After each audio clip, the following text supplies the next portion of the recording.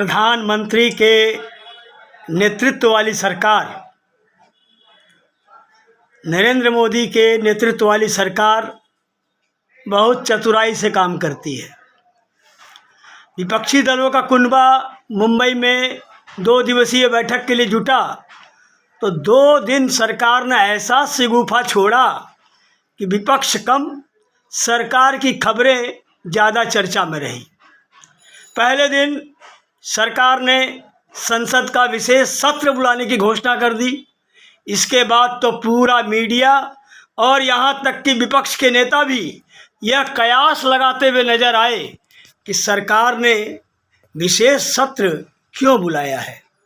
क्या सरकार समान नागरिक संहिता यूसीसी लागू करने के लिए विधेयक लाने की तैयारी में है, या सरकार पूरे देश में एक साथ चुनाव कराने के लिए संविधान में संशोधन की तैयारी में है। इससे विपक्षी कुनबे की खबरें प्रसारित तो जरूर हुई, किंतु उससे अधिक महत्व विशेष सत्र को मिला।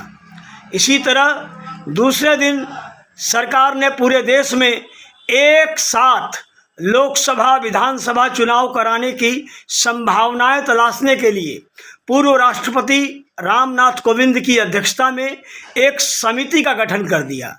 इससे एक नई चर्चा छिड़ गई कि एक साथ चुनाव कराना उचित है या नहीं, संभव है या नहीं, कौन इसके समर्थन में है, कौन इसके विरोध में है, आदि आदि। इस समिति की घोषणा कर सरकार ने दूसरे दिन की भी सुर्खियां बटोर ली और विपक्षी कुनबा पीछे छूट गया। साथियों, राजनीतिक कुटिलता अपनी जगह सही है, किंतु क्या सच में भारत में एक राष्ट्र एक चुनाव संभव है? यदि संभव भी है तो उसके लिए कितने पापड़ बेलने पड़ेंगे? इस समिति का अध्यक्ष पूर्व राष्ट्रपति को ही क्यों बनाया गया? भाजपा तो इसका समर्थन कर रही है, अन्य दलों का क्या? इससे भाजपा को कोई विशेष लाभ होने की संभावना है क्या?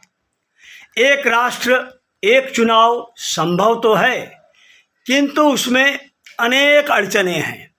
देश के पूर्व निर्वाचन आयुक्त टी.एस. कृष्णमूर्ति वे कहते हैं कि लोकसभा और राज्यों के विधानसभा चुनाव एक साथ कराना वांछनीय है और खर्च में भी कमी आती है और भी कई फायदे हैं, लेकिन इसे लागू करने के लिए कई व्यवहारिक चुनौतियों का सामना करना पड़ेगा।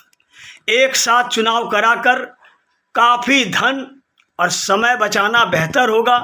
एक साथ चुनाव करवाना सैद्धांतिक रूप से बहुत ही आकर्षक है, लेकिन व्यवहारिक रूप से इसमें कई चुनौतियों का सामना करना पड़ सकता है।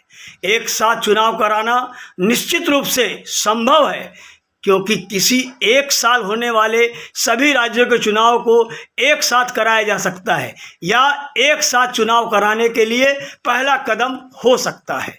सरकार ने यह कदम ऐसे समय पर उठाया है जब विपक्ष के कई नेता दावा कर रहे हैं कि मोदी सरकार लोकसभा चुनाव इसी वर्ष दिसंबर में करा सकती है, किंतु एक राष्ट्र एक चुनाव की घोषणा से ऐसा प्रतीत होता है कि सरकार लोकसभा चुनाव तय समय से भी आगे खिसकाने की तैयारी में है। अगले वर्ष कुछ राज्यों में विधानसभा चुनाव होने हैं।